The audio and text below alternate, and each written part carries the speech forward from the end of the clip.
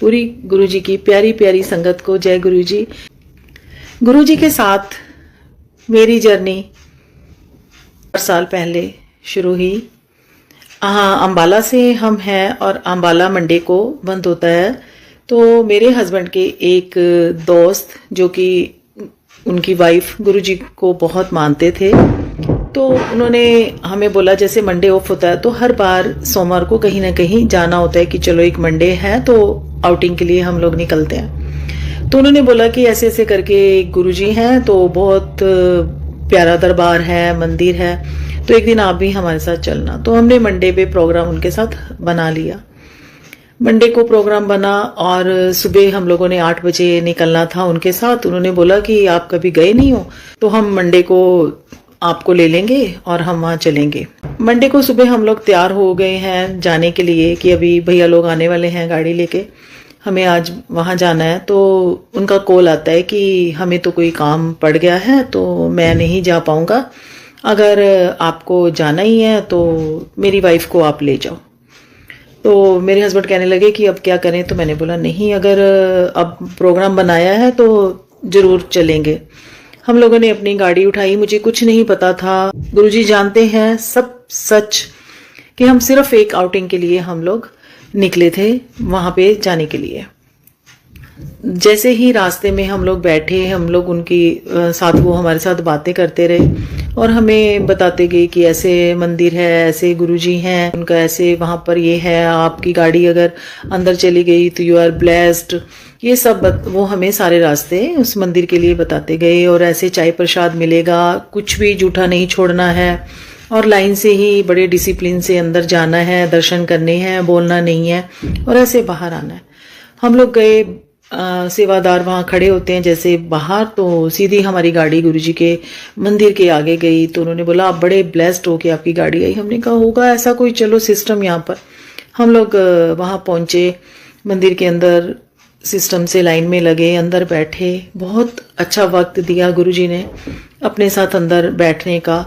तो हम लोग बैठे, मेरे हस्बैंड भी आइज बंद करके, और मैं भी बैठ गई। ध्यान नहीं लग रहा था, बहुत ज्यादा सिर में दर्द हो रहा था और ऐसे लग रहा था कि जैसे यहाँ से ये ब्लास्ट हो जाएगा।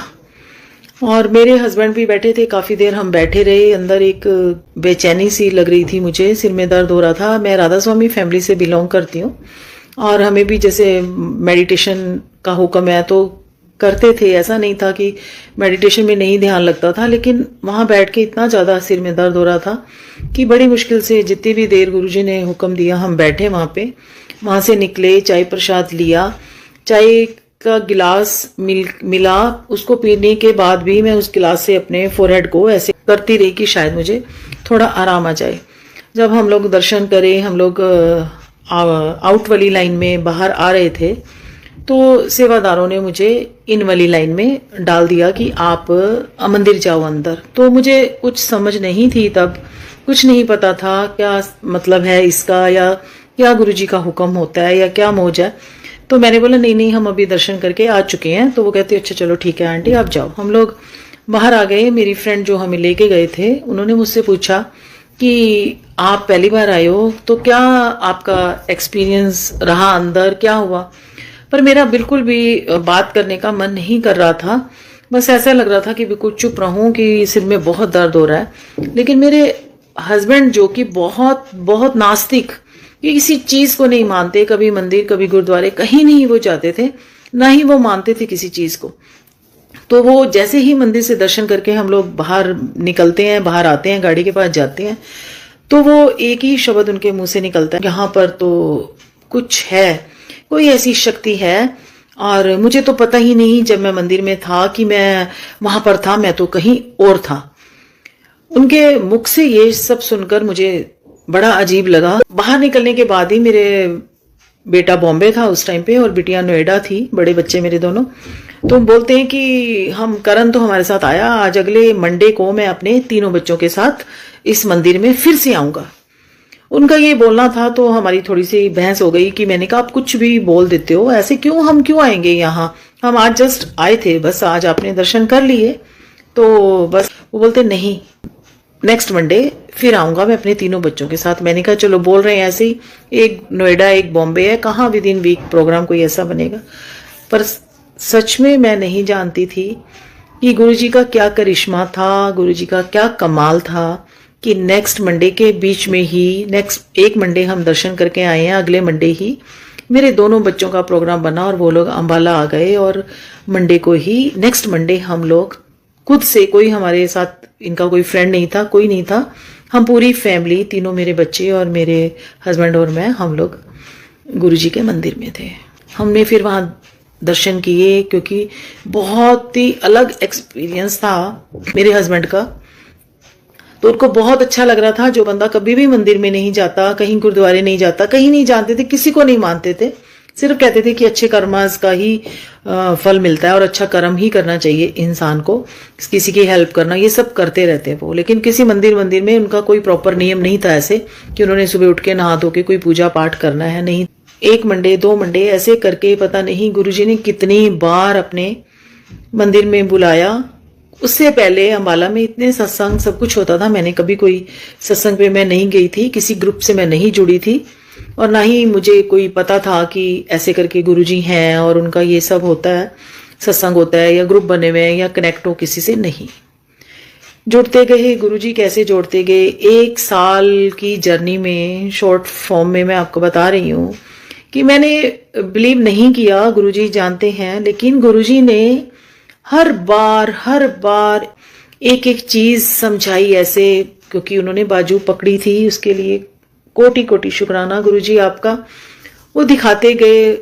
उसके बाद भी सत्संग यहाँ पता चलते थे, होते हैं, लेकिन कभी ऐसा नहीं हुआ कि मैं गुरुजी के सत्संग में जाऊं। एक दिन की बात है कि मन में इतनी बेचैनी हो रही थी, तो एक ग्रुप में आंटी ने मुझे मेंबर बनाया था, बीच में ज्वाइन कराया था, लेकिन मैंने कभी वो ग्रुप ऐसे मैं सच खोलती नहीं थी। सत्संग के बड़े मैसेज आते थे कि आज वहां है, आज वहां है, तो लेकिन मैंने कभी ध्यान नहीं दिया था। उस दिन जैसे ही सुबह मैं उठी, ऐसे चांस है कि उसको खोलते हुए स्क्रॉल किया, तो वो उसमें एक अम्बेसी में होटल है एक, यहाँ पूरन पैलेस में, वहां पे एक सानिज है, नाम आया हुआ था कि सत्संग है। और सुबह से ही बेचैनी हो रही थी कि मुझे आज सत्संग जाना है। तो जैसे उस दिन फ्रिज हमारा खराब था, तो जैसे ही मैं सत्संग के लिए निकलने के लिए तैयार हो रही थी, तो एकदम से फ्रिज वाला, इतने दिनों से आ नहीं रहा था, आ गया। मैंने अपने हस्बैंड को कॉल किया, मैंने कहा आज मेरा मन था मैं ऐसे सत्संग में जाऊं और आज आपका ही आ गया। तो उन्होंने कहा कोई बात नहीं, मैं सर्वेंट भेज देता हूँ, वो ठीक करा लेगा, तेरा मन है तो जा। जैसे करके 5 बजे, 4 बजे, 4 से 6 सत्संग था, मैं 5, सवा 5 बजे मैं वहां पहुंचती हूँ। मुझे नहीं पता क्या सिस्टम है, क्या वो है, बस मन में आ रहा था, आज गुरुजी ने खींचा था उस दिन बड़ी अच्छी तरह से कि आज तुझे आना है, देखता हूँ कैसे नहीं आती। वहां पे जब मैं जाती हूँ तो गुरबानी के शब्द बड़े ही प्यारे, बड़े ही सुंदर शब्द चल रहे थे। वहां संगत बैठी थी, बहुत अंबाला में काफी नॉन है, सब एक दूसरे को जानते हैं, तो काफी नॉन संगत थी, माथा टेका, शांति थी बड़ी। वहां पर दर्शन किए, गुरुजी के सत्संग में बैठी, पता ही नहीं चला कि वो 40-45 मिनट का सत्संग जो भी सुनने को गुरुजी ने दिया, तो वो कैसे बीत गए नहीं पता चला। इतना अंदर तक इतनी शांति और इतना आनंद से भर दिया था गुरुजी ने, मन आत्मा सब इतना शांत था। वो जो एक बेचैनी लगी हुई थी वो शांत हो चुकी थी और बहुत अच्छा लग रहा था। उसके बाद फिर सोचा कि बस अब आज जाना था, चली गई, बस आज के बाद ऐसे नहीं जाऊंगी मैं सत्संग में, बस हो गया। पर गुरुजी ने अगर जोड़ना है, उनका हुक्म है, हमारी तो कोई वो औकात नहीं है कि हम जुड़ सके उनके साथ। अगर इस मस्तक पर उनका लिखा है, उनकी सोल है, तो वो अपने आप से ही खींचते हैं। और उन्होंने उसके बाद खींचना शुरू कर दिया। लेकिन फिर भी जब भी किसी सत्संग में जाती थी, लोग सत्संग शेयर करते थे, बोलते थे लव यू गुरुजी, तो मैं जब भी सत्संग में बैठती थी मैं एक ही बात बोल के आती थी कि गुरुजी जब तक मेरे को अंदर से और सच्चे दिल से आपसे प्यार नहीं होगा ना, तो मैं आपको लव यू गुरुजी कभी नहीं बोलूंगी। मैं पता नहीं क्यों, मतलब एक तरफ मन मानने लगता था, दूसरी तरफ नहीं हो जाता था, पता नहीं क्या होता था, मुझे कुछ समझ में नहीं आता था। एक दिन बेटे मेरे की फ्लाइट थी, तो बेंगलोर जाना था उसको, तो बिटिया मेरी नोएडा थी, तो हम लोग एक दिन पहले ही संडे को वहां चले गए, क्योंकि मंडे ऑफ होता है और मंडे वहां मंदिर सारा दिन खुला होता है। तो मेरे हस्बैंड बोलते हैं कि हम संडे को चलते हैं, बिटिया के फ्लैट में रहेंगे, कार्तिक की मॉर्निंग की फ्लाइट है 6:30 बजे की, इसको छोड़ के 8 बजे मंदिर खुलता है। और क्योंकि बिजनेस भी इनका ऐसा है तो मुझे काफी काम भी है, और हम लोग मंदिर दर्शन करके मार्केट का काम करके हम लोग वापस आ जाएंगे, मंडे है हमारा, फ्री है। मैंने कहा चलो ठीक है। हम लोग संडे को बिटिया के फ्लैट में रहे। बेटे की अगले दिन की 6:30 की फ्लाइट थी, मैं 4 बजे उठी। बस मन में एक ही बात था कि अगर आज मंदिर में जाना है तो चलो सुचे मुंह ही दर्शन करेंगे। और 7:30 की फ्लाइट उसको छोड़ के वहां पर हम लोग जब मंदिर में पहुंचे तो एयरपोर्ट से मंदिर बिल्कुल पास ही, आधा घंटा ही लगता। तो जब हम लोग वहां पे पहुंचे तो 7 बजे का 7, सवा 7 का टाइम था। तो 8 बजे गेट खुलना था। सेवादार वहां अपना सेवा कर रहे थे, तो उन्होंने बोला कि 8 बजे गेट खुलेगा, मुझे वॉशरूम जाना था। मैं अपने हस्बैंड को बोलती हूँ कि मुझे वॉशरूम जाना है। वो कह रहे चलो चलते हैं। वो बाहर खड़े हो गए और मैं वॉशरूम में 7:20-25 का टाइम था। मैं वॉशरूम में जाती हूँ। पूरे वॉशरूम में कोई नहीं था, कोई सेवादार भी नहीं थे, क्योंकि 8 बजे शायद उन्होंने आना था या उससे पहले, मुझे नहीं पता। पूरे वॉशरूम जो लेडीज वॉशरूम थे वो सब खाली पड़े थे। मेरे पास बैग था, बैग में काफी कैश था, क्योंकि इनको मार्केट का भी काम करना था, तो वो मेरे बड़े बैग में ही था। तो मैंने जैसे ही एंटर किया, पहला वॉशरूम, दूसरा, सब खाली पड़े थे, पर मुझे नहीं पता। मैं बिल्कुल लास्ट के वॉशरूम में, जिसके साथ सिंक वॉश बेसिन है और स्लैब बनी हुई है, मैं उस वाले लास्ट वाले वॉशरूम में चले जाती हूँ। मुझे नहीं पता, मैं वहां जाती हूँ। मैं एकदम से एंटर करते ही लेफ्ट साइड, जहां पर लेडीज वॉशरूम में गेट के साथ ही जो वॉशरूम है राइट हैंड पे, वहां पर एक लेडी बैठी है चेयर पे, और ऐसे उसने किया हुआ है, और सांवला सा उसका रंग था, और चेहरे पे चंदन का तिलक था, और साथ में दूसरा तिलक था। इतना नूर था उस चेहरे पे। मुझे नहीं पता, मैं जैसे ही एंटर करा, मैंने एकदम से उनको ये बोला, हाँ आप यहाँ बैठे हो? वो कहते हाँ जी मैं यहाँ बैठी हूँ।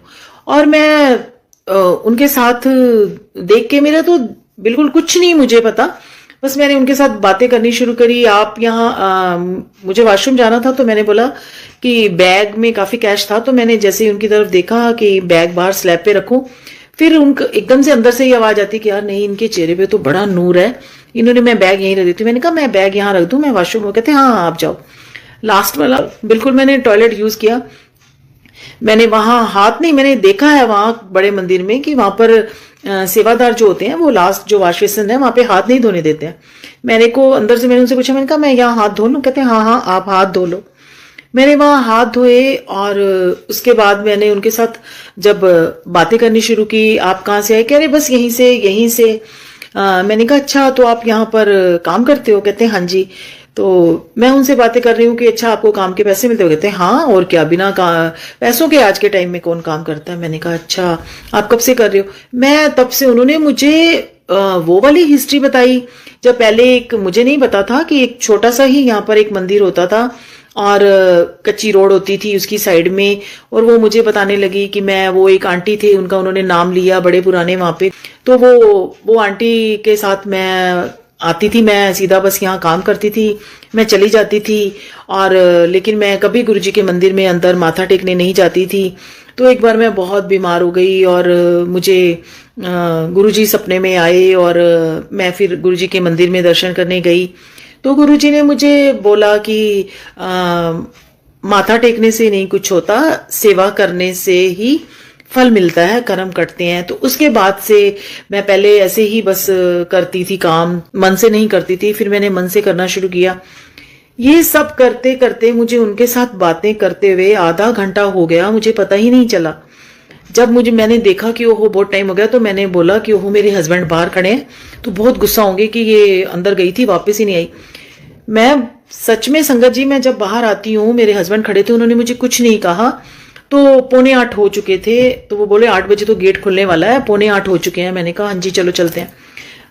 हम मंदिर के गेट के बाहर ही उन्होंने एक कारपेट लगा दिया। सर्दी के दिन थे, हल्की हल्की धूप आ रही थी, बड़ी अच्छी लग रही थी। उन्होंने बोला कि 8 बजे गेट खुलेगा, 10 मिनट है, आप संगत जी यहाँ बैठे। हम लोग गेट के बाहर बैठे। जैसे ही गेट खुला, सबसे पहले हम ही लोग थे। हम लोगों ने अंदर गए, दर्शन किए। तो मुझे कुछ नहीं पता, मैं बस अपनी ऐसे जैसे बिल्कुल साइलेंट और अच्छे से इतने प्यारे दर्शन अंदर हुए, इतनी शांति। दर्शन करने के बाद जैसे ही चाय ली, चाय का प्रसाद लिया, चाय का प्रसाद लेने के बाद जब निकलने लगे तो एक पिलर के ऊपर गुरुजी का येलो चोले में बहुत बड़ा स्वरूप लगा हुआ था। वो स्वरूप की तरफ मेरा बेटा भी, मेरे हस्बैंड भी, छोटा बेटा भी साथ था। हम लोग जब उस स्वरूप के आगे से मैं निकली तो मंदिर में जैसे लोग, वही लोग बड़ी ऑफिस वाले भी थे, शायद मंडे को कई लेडीज भी थी जो दर्शन तेजी तेजी से करके भाग रही थी। तो मेरे मन में आ रहा था कि क्या है, कुछ भी नहीं है, क्या संसार है, ये क्यों भाग रहे हैं इतना, इस मंदिर में आए हैं, ये आराम से दर्शन करें, शांति से, कितनी शांति है यहाँ पर। ये पूरा गुरुजी की परिक्रमा मंदिर की करते हुए जब उस पिलर के आगे मैं आती हूँ, गुरुजी का येलो चोले वाला स्वरूप देखती हूँ तो मुझे एकदम से आवाज आती है कि हम समझी कुछ। और मैं जैसे कि हिप्नोटाइज हुई हुई थी, मैं बिल्कुल एकदम से ऐसे चौंक जाती हूँ। मेरा बेटा मुझे देखता है झटका लगते हुए, तो वो कहता है कि मम्मा आपको भी आवाज आई? मैंने कहा हाँ। तो हम बाहर आते हैं और मैं सुबह का वो सब, जो भी वॉशरूम गई थी, जो भी उनसे बातें की थी, मुझे सब भूल चुका था। तो बस एक ही चेहरा ध्यान था कि उन्होंने जो उस लेडी ने एक बहुत पुराना ऐसे लाइनिंग वाला पुरानी वूल का जैसे 2 जोड़ के बनाया होता है वो पहना हुआ था। जैसे ही मैं बाहर आती हूँ एकदम से झटका लगता है। बाहर आते हैं, निकल के गाड़ी में बैठते हैं तो मेरे हस्बैंड बोलते हैं कि तुम, करण आगे बैठ जाएगा, तुम पीछे बैठ जाओ, सुबह से उठी हुई हो और आराम से तुम लेट जाना। वहां गाड़ी में बैठ के मुझे ध्यान आया कि सुबह वाला जो सारा कुछ हुआ था कि वो तो वहां पर तो कोई ऐसे पेड काम ही नहीं करता, वहां पे तो सब सेवादार सेवा करते हैं। तो वो मुझे जो लेडी मिली थी वो कौन था, और वो सब कुछ मेरे दिमाग में पूरा सुबह वाला जो सीन है वो सब बिल्कुल रिकॉल हो गया। और मैंने अपने हस्बैंड को बताया तो मैंने कहा क्या वो गुरुजी थे? मुझे गुरुजी ने दर्शन दिए। इन दोनों ने सत्संग मेरा सुना, ये बोलना सब, लेकिन मुझे चैन नहीं था। हम लोगों ने दिल्ली जो भी काम था इनका किया, हम घर वापस आए तो उनको मैंने आते ही फोन किया। मैंने कहा आंटी आज मेरे साथ ऐसे ऐसे हुआ। तो आंटी कहने लगी कि आपको तो गुरुजी ने दर्शन दिए। मैंने कहा नहीं आंटी मुझे नहीं पता, आप मुझे पता करके बताओ कि वहां पर क्या कोई ऐसे पेड एम्प्लॉय है वहां पर जो वॉशरूम में सेवा वगैरह करते हैं? तो वो कहते नहीं, वहां पर तो सब सेवादारी करते हैं। उसके बाद संगत जी मैं जितनी भी बार गुरुजी के मंदिर में गई, मुझे कभी भी वो लेडी नजर नहीं आई। मेरी आंखें हमेशा खोजती थी, देखती थी कि मैं वो देखूं कि मुझे सेम उसमें कोई वो लेडी नजर आई या वो सेवादारी हो सकता है मेरे को ही, जो भी था, लेकिन मुझे वो कभी नजर नहीं आई। मुझे नहीं पता, ये गुरुजी की लीला, गुरुजी जानते हैं, मैं नहीं जानती हूँ, मेरे कुछ भी नहीं मुझे पता। बस उसके बाद गुरुजी अपने साथ जोड़ते गए।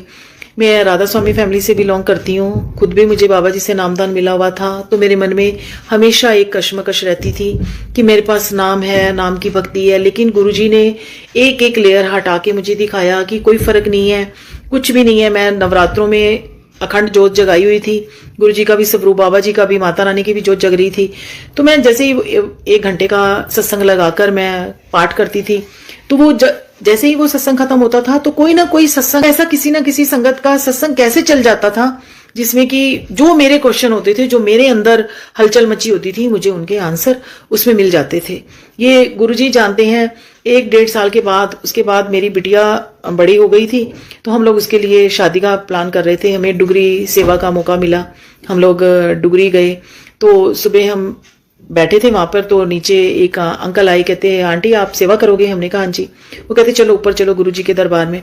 गुरुजी के दरबार में गए तो वहां पर दिल्ली से संगत आई हुई थी जो कि सेवा कर रही थी। उन्होंने बोला कि आप फूलों की सेवा करोगे? तो वो फूलों की सेवा के लिए बिटिया को उन्होंने बोल दिया कि आप गुरुजी के दरबार में ये फूल लगाइए। एकदम से जैसे ही बिटिया लगाने लगती है तो एक आंटी आती है, बोलती है चल चल बहुत सुंदर रंगोली है तुम बना रहे हो बेटे, ऐसे ही गुरुजी तुम्हारी अच्छी अच्छी से सजाएंगे, जल्दी से वो करेंगे। उस टाइम उनके शब्द निकले हुए ये नहीं लग रहा था कि ये इस आंटी जी ये बोल रही हैं, वो लग रहा था जैसे साक्षात गुरुजी ने ये शब्द बोल दिए हों। उसके थोड़े टाइम बाद ही बिटिया का रिश्ता हो जाता है और शादी हो जाती है। शादी में मैंने बोला अपने हस्बैंड को कि मुझे गुरुजी का दरबार लगाना है। हम लोगों ने बाहर जाके की थी। होटल में रहे थे हम लोग 3-4 दिन पैलेस में, तो वहां पर मैंने गुरुजी का स्वरूप रखकर रूम में, डुप्लेक्स रूम था उसमें, मैंने गुरुजी की जोत जगाई। शादी में गुरुजी का दरबार लगा। ये सब उनकी ब्लेसिंग्स से कब कैसे होता चला गया मुझे नहीं पता। जब सुबह सारा कारज रात का, सुबह डोली बिटिया की जब चली गई तो थोड़ी देर के लिए मैंने बेड पे ऐसे करके टेक ही लगाई थी। 7 बजे का टाइम होगा, 6:30 पौने 7 का। तो मेरे हस्बैंड कहते हैं कि इतना उस रूम में जो जग रही थी, देख तो सही कहीं कुछ हो तो नहीं गया। संगत जी आप बिलीव करना, जब मैं उस रूम में आई जहां गुरुजी की जोत जग रही थी, इतनी तेज गुरुजी की लो, पूरा कमरा जगमग हो रहा था और ऐसे लग रहा था जैसे कि गुरुजी कह रही हूं कि बिटिया का सारा कारज हो गया, सब कुछ हो गया उनकी ब्लेसिंग्स के साथ। और अब वो जा रहे थे तो वो पूरा कमरा, इतनी जोत की लपटें, कितनी सी जोत जग रही थी और उस जोत की जो लपटें थी वो इतनी ऊंची ऊंची जा रही थी। और गुरुजी जैसे उस टाइम बोल रहे थे, मुझे अंदर से मतलब उनको देख के वो एहसास हो रहा था कि गुरुजी कह रहे थे कि सब काम, सब कार्य सब सही से हो गया, आशीर्वाद से, उनकी ब्लेसिंग से। और गुरुजी जा रहे थे, मतलब वो ये चीजें, ये सब कुछ, ये विश्वास, ये गुरुजी की फ्रेगनेंस। कई बार किसी से भी सत्संग शेयर करते करते जिस जगह पे आप बैठे हो इतनी फ्रेगनेंस आनी शुरू हो जाती है। गुरुजी के बड़े मंदिर में सेवा का गुरुजी ने मौका दिया। 7 जुलाई को अपने बर्थडे पे रसोई में, किचन में सेवा थी। वो काम सेवा करते करते एकदम से झोंका आता था, इतना ज्यादा सुना था गुरुजी की फ्रेगनेंस होती है कि वो दिल करता था ऐसे करके वो सब सांसों में ही समा जाए। तो ये गुरुजी के जितने शुक्राने करें संगत जी, हम उतने कम हैं, जितने शुक्राने करें उतने कम हैं। जो कुछ भी हमारी लाइफ में होता है वो गुरुजी के हुक्म से होता है। आज तो इतना हो गया है कि अगर कोई चीज मिल रही है तो बहुत बहुत शुक्राना, नहीं मिल रही है तो भी बहुत बहुत शुक्राना, क्योंकि जो भी होगा, अब सरेंडर जब कर दिया है उस मालिक को, तो हमारा अच्छा हमारा बुरा उसको सब कुछ पता है। तो गुरुजी से शिकायतें कम, शुक्राने ज्यादा, यही हुक्म है उस मालिक का भी, सच्चे पातशाह का भी। और दिन रात अब सुबह उठते, रात को सोते, वाहिगुरु तेरा शुक्र है। बिटिया की शादी हो गई, जैसा भी मैं आपको बता रही थी। उसके बाद 1 साल के बाद ही बच्चे यूएस चले गए अपने, मैं सन इन लॉ इन अमेजोन, तो वो उसके बेस पे गई थी। और वर्क वीजा 6 महीने नहीं मिलता। जब बिटिया यहाँ जॉब करती थी, जब वहां गई, दोनों हस्बैंड वाइफ थे, सियाटल में है यूएस में इस टाइम भी। तो वो जब वहां, यहाँ से एक मम्मा मैं जॉब छोड़ के जा रही हूँ और वहां पर मुझे 6 महीने तो जॉब मिलेगी नहीं, वर्क वीजा आने में टाइम लगता है, 4-6 महीने लगते हैं। तो मैंने उसको यही बोलती थी कि कोई बात नहीं, गुरुजी हैं। और जब एकदम से जो बच्चा कभी ऐसे बाहर ना रहा हो, अपने से दूर, वो शादी के बाद यूएस जब चली गई, तो गुरुजी से प्रे की कि गुरुजी आपकी बच्ची है, आपको पता है हम जहां नहीं पहुंच सकते आप वहां हर जगह पर हो। तो वो हमेशा मुझे कहती थी, मम्मा आप कहते हो ना गुरुजी बहुत सुनते हैं, तो मेरी जॉब का, मैंने कहा तू सिर्फ कुछ टेंशन मत कर बेटा, देखना सब करेंगे गुरुजी। सबसे पहले तो तुम ये पता करो वहां पर कि मैंने सुना था कि हर जगह पर गुरुजी की संगत है, हर जगह पे गुरुजी के सत्संग होते हैं। तो बेटा आप पढ़े लिखे हो, आप एक बार सर्च करके देखो। उसने सर्च किया तो एक पता चला, एक आंटी का नंबर था, उसने उस आंटी को कॉल किया। तो उस आंटी ने बोला कि हाँ बेटा, यहाँ पे बिल्कुल सियाटल में जहाँ मेरी बिटिया रहती, उससे घर से 10-12 मिनट का ही रास्ता था। तो उसने बोला कि बेटा मैं आपको ग्रुप में ऐड करती हूँ और फिर उसके बाद आपके पास सत्संग का मैसेज आ जाया करेगा। गुरुजी ने उसको ग्रुप में जुड़वा दिया, उसने सत्संग पे जाना शुरू कर दिया। 2-4 महीने के बाद वर्क वीजा इतनी जल्दी आ गया। तो शुक्राना गुरुजी, अपनी बच्ची को आपने यूएस भी संभाला। एक सत्संग और आपके साथ शेयर करना चाहूंगी। 1920 इनर व्हील क्लब अम्बाला का मुझे प्रेसिडेंट बनने का मौका मिला। अभी ये पीरियड जो प्रेसिडेंटशिप का होता है ये 1 जुलाई से 30 जून तक होता है। तो गुरुजी ने मौका दिया अपने क्लब से। एनजीओ है, ये इंटरनेशनल एनजीओ है, रोटरी की ब्रांच है। रोटरी के जितने भी रोटेरियन है उनकी जो वाइफ है उनका क्लब होता है, ओनली फॉर लेडीज विंग। तो मुझे उसमें प्रेसिडेंट बनने का मौका मिला। मेरी 1 जुलाई को ओथ थी। उससे पहले ही मई में हम डुगरी होकर आए थे और उसके थोड़े टाइम बाद ही 1 जुलाई को मेरे को अपनी सीट पे आना था। मेरे पास एक लेडी आती है जो कि घरों में काम करती है, बहुत बुरी कंडीशन में थी। और ये सत्संग मेरे जीवन में बहुत बहुत अहमियत रखता है। सत्संग तो गुरुजी के सारे ही ऐसे हैं कि सुबह से रात हो जाए करते करते, पर ये सत्संग सच में कमाल का सत्संग है। तो वो मेरे पास आती है तो वो मुझे बोलती है कि मेरे को ऐसे ऐसे करके प्रॉब्लम है किडनी की, मेरी किडनियां खराब है और मेरे को डॉक्टर ने बोला हुआ है, भाभी जी मुझे पता चला है कि आप बड़ी मदद करते हो पेशेंट्स की ऐसे करके अपने इन क्लब की तरफ से, तो आप प्लीज मेरी भी कुछ सहायता करो। तो रोटरी हॉस्पिटल है यहाँ पर अंबाला में, तो मैंने उसको बोला कि चलो कोई बात नहीं, हम आपको रोटरी हॉस्पिटल में दिखा देते हैं। मैंने वहां पर भी दिखाया भाभी जी, वहां पर भी वो और बहुत सारी जगह पे दिखाया। मैंने कहा चलो कोई बात नहीं, हमारे नोन है। मैं उसको संगत जी हॉस्पिटल लेकर जाती हूँ। अभी मैंने उसको बोला कि अभी मेरी 1 जुलाई से प्रेसिडेंटशिप आने वाली है, तो जो पहले वाली प्रेसिडेंट है मैं उसको बोलती हूँ। उसने बोला कि मेरे पास 1 ही महीना रह गया, मैं इतनी मदद कहाँ कर पाऊंगी, फंड भी लास्ट में खत्म हो जाते हैं चैरिटी करके। तो वो एकदम से बोलती है कि आप 1 जुलाई तक मैं वेट करूंगी, मैं तो मर जाऊंगी तब तक। तो मुझे ऐसे लग रहा था जैसे गुरुजी परीक्षा लेते हैं ना, तो वो शायद मेरा भी ये कोई वो है। मैं उसको रोटरी हॉस्पिटल में जैसे ही लेके जाती हूँ, वो डॉक्टर साहब बोलते हैं कि इसकी एक किडनी तो बिल्कुल डैमेज है, लेकिन जो दूसरी किडनी है उसके अंदर इतना बड़ा स्टोन है, और स्टोन भी ऐसी जगह पर है कि जहां पर हम दूरबीन ले जाके भी सर्जरी इसकी नहीं कर सकते हैं, और gall bladder is also full of stones.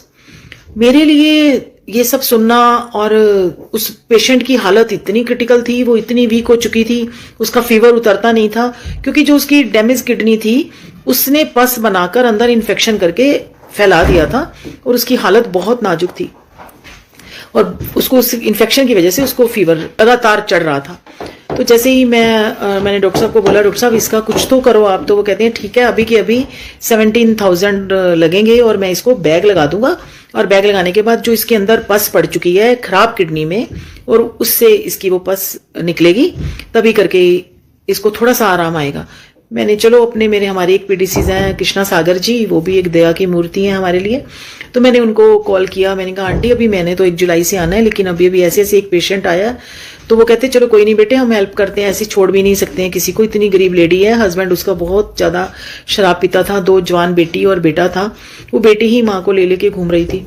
तो हमने चलो जैसे उसका वो बैग लगवाया और उसको करा, उसके बाद बड़ा कोशिश किया कि चलो इसको पीजीआई में दिखा दिया जाए। पीजीआई में भी उसको किसी तरह से करने के बाद संगत जी उसको भेजा वहां, लेकिन वो वहां भी डेट उसको आगे दिसंबर की मिली, लेकिन दिसंबर तक उसने बचना नहीं था क्योंकि उसकी हालत बहुत खराब थी। अब सुबह उठती थी, सबसे पहले गुरुजी के स्वरूप के पास जाकर ये अरदास करती थी, गुरुजी आप प्लीज इसको ठीक करो पेशेंट को, तो अगर आपने इसको बचाना है तो ही मेरे पास आई है ना ये। बस वो गुरुजी ने क्या कमाल किया, वो डॉक्टर साहब से मिले, वो बोलते इतना खर्चा आगा, लेकिन इसकी किडनी में जो स्टोन है पहले उसको रिमूव करना पड़ेगा।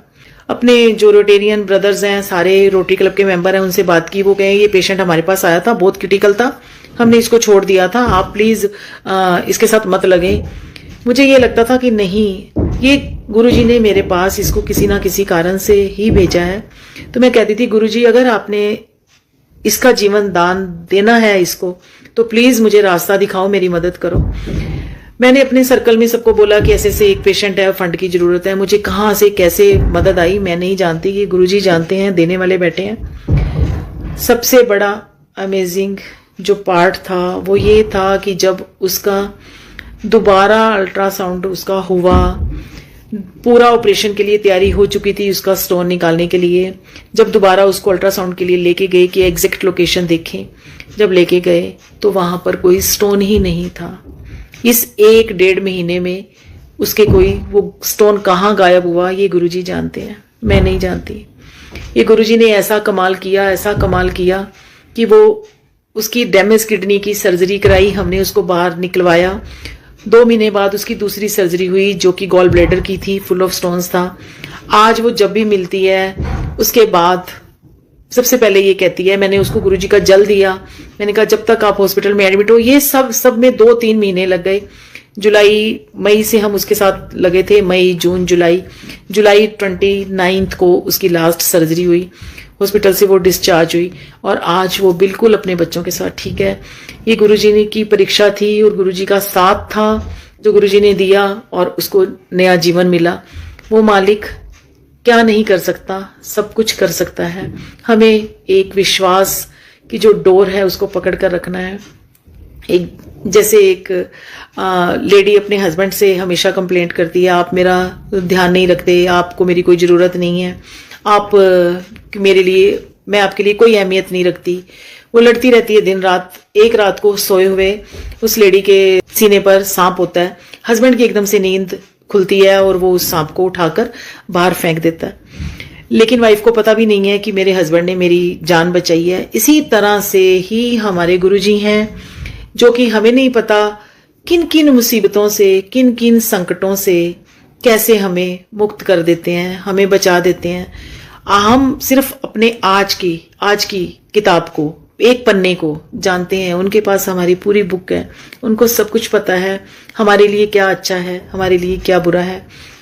जो भी होता है हमारे अच्छे के लिए ही होता है। अगर हमने ये मान लिया और दिन रात सिर्फ शुक्राना करना सीख लिया और एक ही अरदास गुरुजी के आगे कि गुरुजी जो मुझे अच्छा लगे मत देना, जो आपको मेरे लिए अच्छा लगे आप मुझे वही देना। जिस घर को मैं हमेशा चाहती थी कि एक गुरु घर बने, इसमें शब्द हो, इसमें पाठ हो, मेरे हस्बैंड माने, बच्चे सेवा में लगे। जो मेरा छोटा बेटा, जिसकी मैंने आपको बताया मंदिर में मेरे साथ गया था, वो भी बड़ा हो रहा था। मुझे एक ही रहती थी चिंता कि मेरे घर के सभी परिवार के लोग उधर सेवा में जाते हैं, सेवा करते हैं। मेरे घर में ये वाला माहौल नहीं था, लेकिन गुरुजी ने मेरे घर में ये वाला माहौल बख्शा और अपने साथ जोड़ा, अपनी सेवा में लगाया।